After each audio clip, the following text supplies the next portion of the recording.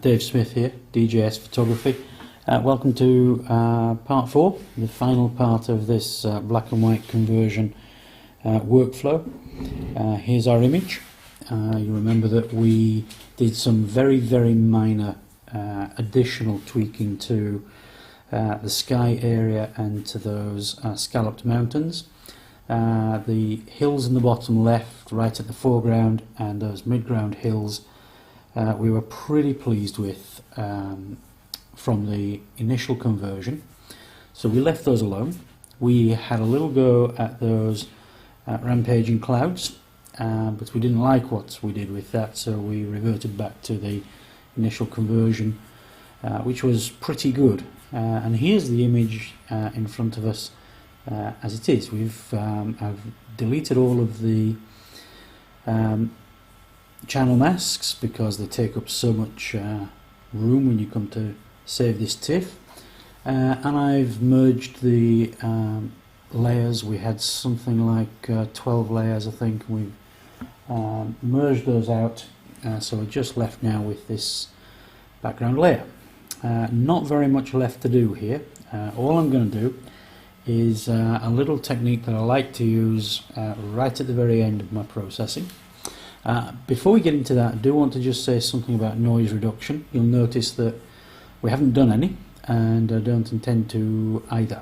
And the reason for this is, first of all, we'll tend to lose fine detail if we do too much noise reduction, and because we do quite a lot of sort of contrast, clarity, structure type manipulations, I like to start with a really clean image. So the colour image that we originally brought into Photoshop, I had already taken through noise reduction using the Camera Raw filter. I like my image to start off clean, and then I don't tend to do any more noise reduction. So this is literally the image we're going to get. We're going to do one final piece, and the final piece is just to add a little glow into the image. I often add this in, especially into skies that have got this kind of cloud formation with them. So we're going to have a little look at that. So I'm going to duplicate this layer twice. Just make sure that I'm on Photoshop.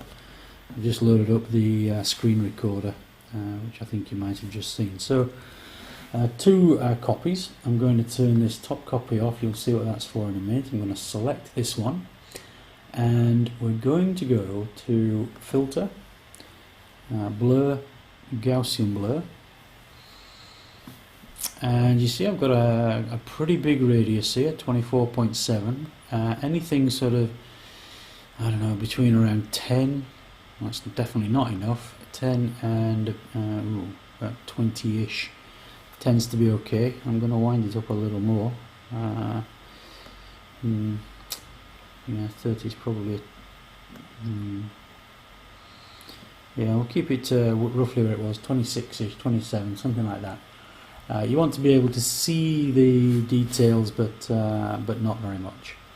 So we're going to click OK, and that will tick away and give us a pretty horrid looking image, I'm sure you'll agree. Now what I'm going to do is change the blend mode. I'm going to change the blend mode to soft light. Now you can experiment somewhat with this, because the various blend modes give you very slightly different effects. Let me just show you. Overlay, for example. Overlay is just that little bit harsher.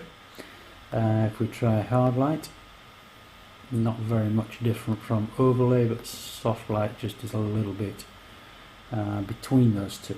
Okay, now it's all gone very dark, of course, so what I'm now going to do is brighten that up using this curves, but let me just turn on my zoom key, because we're going to make sure that we click this. Alright, and that just you can see in brackets. Let me just hover again. Oh, just my zoom isn't quite big enough, but in brackets there it says click there to clip to the layer below. Now you'll see that because this is an adjustment layer, it's opened a new layer, and it's going to make this adjustment to a new layer, and we've got a layer mask to go with that. We're not going to need that, but what we want to do is to make sure that this adjustment is for this layer only. This is the layer that we've applied the blur to. So we're going to click on this to click that, and you see when I do that the histogram changes. Let me click that off. So there's the histogram with it off, and there it is. And that you can kind of see that you're just hitting that layer directly underneath. You get this little downwards arrow appearing here. Alright, so if I click that off, that's not there.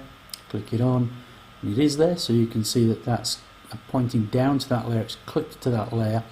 So anything we do here, and literally, if you watch the image now, all I'm going to do is push this right up. I want to really brighten that, and I'm looking for what's happening to those clouds, because that's really where I'm going to apply this. So don't worry too much about that clipping up at the top there, okay, provided I'm not blowing out my highlights too much. Okay, and I'm going to go with that. Right, so let's get rid of you. Let's turn that off so I can work out what I'm doing now.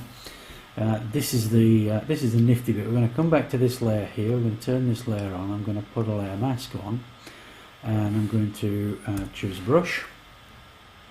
I'm going to want a nice size brush, but I don't want, let me turn this on, I don't want an opacity of 100%, so I'm just going to wind that right the way down to 20%ish, 21.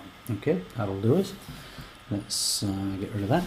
I'm going to have significantly, no, not significantly, going to have a slightly larger brush, and yeah, just one more point to make there. Down here, and I've got a white layer here, which is what I want. I want to paint grey onto that, so these need to be switched. Okay, so I'm just going to do that. I'm going to hit the X key. There we go. We'll turn him off now, and watch what happens when I. Do you see that? I'm just going to pull that through here, and it just let me isolate to the background layer actually. So if I turn that on, and you see it just is applying that tiniest little bit of glow into that image. Tiny. But again, as with all these sorts of effects, it's those very small differences that make all the difference. Okay, I'm just going to push that through. And you remember, way back, one of the things that we were aiming for was to make these clouds along here really snap, and this little adjustment right at the very end of the process, my word, that does that job, doesn't it? Let's isolate that again. Okay, you see the difference? I love this effect. It makes a world of difference. Takes, especially on this left hand side over here, okay, really makes those clouds jump out. I think instead of being muddy grey, they're nice crisp white clouds. Just going to continue that process through here very slightly. Okay, I don't want to overdo it on these rampaging clouds. They're pretty good as they were. Now I just think I got lost a little bit down here, so I'm going to change that. I'm going to paint that back in. I just lost a tiny little bit of detail in there. Okay, turn that back, and we're just going to paint a little bit more through here, a little on the edge of here. Okay, let's see how that looks. That's really nice, and I particularly like what that's doing to those wispy clouds at the top. Okay, so there's a little technique to have a go at when you've next got a suitable image. Just add a little glow, my word, it makes a difference. That's the image that I was aiming for. I'm delighted with how this image looks. I think it's fantastic. No more alterations. I'm going to shift click and merge these layers down now. And there we go. That is our finished image. I hope you have enjoyed this little series. I'd love to hear from you. Add a comment, let me know how you make your black and white conversions, let me know what you think of this little series. I've had great fun doing it. I hope you've enjoyed watching it. Bye for now.